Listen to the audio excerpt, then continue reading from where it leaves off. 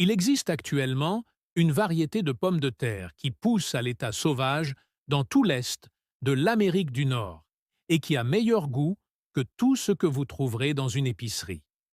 Les enfants amérindiens l'appelaient bonbon souterrain. Les mineurs de la ruée vers l'or lui attribuaient le mérite de leur avoir sauvé la vie. Les colons européens le dévoraient avec un tel enthousiasme que le légendaire cueilleur Hull Gibbons en mangeait 2 fois par jour pendant des semaines. Et il plaisantait en disant que son ami avait peur de ressentir des symptômes de sevrage lorsque les réserves seraient épuisées. Alors pourquoi n'en avez-vous jamais entendu parler? Pourquoi n'est-il pas vendu en magasin? Et pourquoi avons-nous abandonné une pomme de terre aux qualités nutritionnelles supérieures qui pousse à l'état sauvage sur la moitié du continent? La réponse N a rien à voir avec le goût et tout à voir avec ce qui se passe lorsqu'un système alimentaire fondé sur le contrôle rencontre une plante qui refuse d'être domptée. Voici l'histoire de la beauté printanière. Clatonia virginica, la patate féerique qui a permis aux civilisations de survivre pendant 10 000 ans. Ce concentré de nutriments surpasse la pomme de terre irlandaise et le festin oublié qui pousse sous vos pieds. Fin mars, lorsque les dernières gelées fondent sur le sol forestier, un phénomène remarquable se produit dans les forêts de l'Est des États-Unis. Avant même que les arbres ne soient complètement feuillus, des millions de délicates fleurs roses striées recouvrent le sol. Elles s'ouvrent les jours ensoleillés, ferment la nuit, et en quelques semaines, la musique disparaît complètement. Mais sous terre, le véritable trésor attend. Enfouis à 3 à 5 pouces sous la surface du sol, se trouvent de petits culs dont la taille varie de celle d'une bille à 2 pouces de diamètre. Pour les non-initiés, ils ne ressemblent à rien.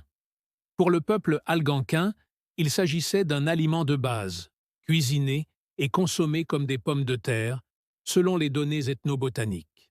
Pour les Iroquois, c'était un mets délicat, bouilli, rôti, et donné aux enfants comme des bonbons en raison de leur saveur sucrée rappelant la châtaigne. Les Thompson, peuple du nord-ouest du Pacifique, ont construit des systèmes de stockage entiers autour de ces minuscules tubercules. Ils les faisaient cuire dans des fosses pour les conserver, les aromatisaient avec du céleri indien et les stockaient tout l'hiver dans des fosses tapissées de terre, tout comme les vendeurs de pommes de terre modernes. Pendant des millénaires, ce fut la pomme de terre de l'Amérique du Nord. Fiable, doux, abondant. Puis, au printemps 1719, un navire arriva dans le New Hampshire, transportant des tubercules en provenance de Derry, en Irlande. Ces pommes de terre irlandaises avaient parcouru un long et étrange chemin, musique, partant des Andes, emportées par les Espagnols en Europe, adoptées par les Irlandais, et finalement ramenées en Amérique du Nord. Elles arrivèrent avec quelque chose que la beauté printanière n'avait jamais eu, un empire derrière elles. En quelques décennies, la pomme de terre irlandaise est devenue la norme. Il était planté en rangées, stocké dans des caves à racines et expédié d'un État à l'autre. Au milieu du 19e siècle, elle avait complètement remplacé les pommes de terre indigènes sur lesquelles les peuples autochtones et les premiers colons s'étaient appuyés pendant des générations. Mais voici l'absurdité de ce remplacement. Nous avons opté pour une solution moins avantageuse. Les maïs de printemps sont nutritionnellement supérieurs aux pommes de terre modernes. Elles sont riches en vitamines A et C. Elles sont riches en potassium, calcium, magnésium et fer. Une étude menée en 1938 par Janowski et Kingsbury a révélé que les maïs de la variété Spring Beauty contenaient environ 2 fois plus de sucre réducteur facilement digestible que de sucre non réducteur, ainsi qu'une teneur élevée en amidon. Cela signifie qu'elles fournissent une énergie rapide et propre, et nécessitent un temps de cuisson bien inférieur à celui des pommes de terre industrielles. Crues, elles ont le croquant d'un radis. Une fois cuites, elles se transforment en quelque chose qui ressemble davantage à une châtaigne grillée ou à la pomme de terre la plus crémeuse que vous ayez jamais mangée. Le jardin botanique de Brooklyn les qualifie de véritables Tater Tots. Hull Gibbons L'homme qui a littéralement écrit le livre de référence sur la cueillette sauvage affirmait qu'elles étaient plus sucrées que les pommes de terre ordinaires et qu'elles étaient tout à fait réussies, qu'elles soient frites en purée ou ajoutées aux salades. Alors, si la musique a le goût des bonbons, est plus nutritive et pousse sans engrais, pourquoi l'avons-nous abandonnée? La version officielle est pragmatique. Les beautés printanières sont petites. Elles sont enfouies profondément et on ne peut pas les récolter avec une moissonneuse-batteuse. Ils ne sont pas stockés pendant des mois, dans un entrepôt comme un Burbank roux. Mais cette explication ignore la réalité de la croissance de cette plante. La Claytonie de Virginie peut former des peuplements si denses qu'ils recouvrent des sols forestiers entiers. Un cueilleur expérimenté peut en récolter une double poignée en 1 heure, lorsqu'elles sont abondantes et en pleine floraison. Les peuples amérindiens les ont récoltées avec succès pendant des milliers d'années. Elles étaient si productives que les enfants les déterraient pour en faire des encas pendant leurs jeux dans les bois. La véritable raison est plus simple. La beauté printanière ne convenait pas au système. L'agriculture européenne repose sur le contrôle. Elle exige une disponibilité tout au long de l'année, une uniformité et une distribution centralisée. On ne peut pas contrôler une pomme de terre sauvage qui disparaît 3 semaines après l'arrivée du printemps. Vous ne pouvez pas le breveter. On ne peut pas créer un monopole des semences autour de cela. On ne peut pas obliger les agriculteurs à acheter de nouveaux stocks à chaque saison. La pomme de terre irlandaise correspondait au modèle industriel. Il pourrait être standardisé. Il pourrait être traité.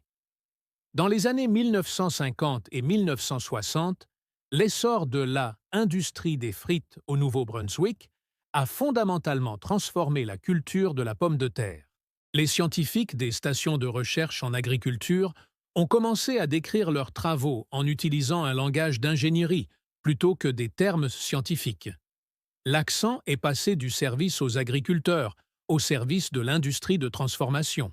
Nous avons cessé de sélectionner les pommes de terre pour leur saveur et leur qualité nutritionnelle, musique, et avons commencé à les sélectionner pour la friture. Cette hérésie n'était pas propre à la pomme de terre. Le même scénario se répétait à travers tout le continent. Des cultures indigènes comme le chénopode blanc, le sureau des marais et l'arachide. Les plantes qui avaient nourri les hommes pendant des milliers d'années ont été remplacées par le maïs, le blé et le soja. Pourquoi? Parce que ces récoltes, la musique, pourraient être commercialisées. La Claytonie de Virginie était une culture de cueilleurs dans un monde agricole, un symbole d'abondance sauvage dans une économie fondée sur la rareté. Et voici la partie qui devrait vous mettre en colère. À l'heure actuelle, nous dépensons des milliards de dollars pour tenter de créer par génie génétique des cultures résistantes au changement climatique. Nous essayons de forcer les pommes de terre industrielles, musique, à survivre à la sécheresse et aux maladies. Parallèlement, une variété de pommes de terre indigènes parfaitement adaptées pousse à l'état sauvage sur la moitié du continent. La Claytonie de Virginie prospère dans les sols forestiers avec un minimum d'entretien. Elle se ressème abondamment, produisant de minuscules tubercules la première année qui se transforment en épis plus gros la deuxième année. Une fois implantée, elle couvre de vastes superficies et survit à l'hiver. Sa cousine du sud-ouest, la pomme de terre des 4 coins, Salanum jamsi, contient 2 fois plus de protéines, de calcium, de magnésium et de fer qu'une pomme de terre rouge biologique. Un seul tubercule peut donner naissance à 600 descendants en seulement 4 mois. Mais les communautés autochtones qui ont préservé ces variétés pendant des milliers d'années craignent désormais de les réintroduire. Lial Balencois, un archéologue Hopi, a expliqué qu'ils considèrent cela comme leur propriété culturelle intellectuelle et que c'est une grande responsabilité pour eux de préserver ce savoir et d'empêcher sa commercialisation. Ils ont raison de s'inquiéter. Nous avons détruit les systèmes de connaissances, musique, qui soutenaient ces cultures. Nous les avons remplacés par des monocultures industrielles, et maintenant que le système industriel, musique, est en train de s'effondrer, les entreprises lorgnent sur les gènes mêmes qu'elles ont essayé d'effacer. Aujourd'hui, la beauté printanière n'est plus qu'un fantôme. Sa récolte est considérée comme controversée en raison de préoccupations liées à la conservation, même si elle pousse en abondance dans chaque comté de l'Illinois. Elle est vendue dans quelques pépinières spécialisées comme fleurs sauvages, et non comme aliment. Les guides de cueillette sauvage le mentionnent comme une curiosité, mais vous ne le trouverez pas dans les catalogues de semences. Vous n'en trouverez pas sur les marchés de producteurs. La plupart des gens qui se promènent dans les bois au printemps admireront les délicates fleurs roses sans jamais se douter qu'ils se trouvent au milieu d'un festin. La pomme de terre féerique est devenue un conte de fées. C'est une histoire que nous racontons sur ce qui était autrefois abondant. Non pas parce qu'il ne pouvait pas nous nourrir, mais parce que nous avons choisi un système alimentaire qui privilégie le contrôle de la nutrition et le profit au détriment du goût musical. Les beautés printanières sont encore là. Chaque année en avril, elles fleurissent dans les bois. Ils produisent toujours leurs petits tubercules délicieux. Ils s'offrent encore en nourriture à quiconque se souvient de ce qu'ils sont. La plupart des gens passent devant sans même les regarder, en allant acheter un sac de pommes de terre expédié de l'Idaho. Si cette sélection vous a apporté des informations utiles, abonnez-vous à Nature's Lost Vault et activez les notifications. Chaque JIM et chaque partage contribuent à préserver le savoir que ils ont tenté d'enfouir par la musique. Certains aliments sont trop sauvages pour être cultivés. Certaines saveurs sont trop délicieuses pour être oubliées. Et certains trésors vous attendent encore juste sous vos pieds. Le prochain coffre-fort ouvrira bientôt.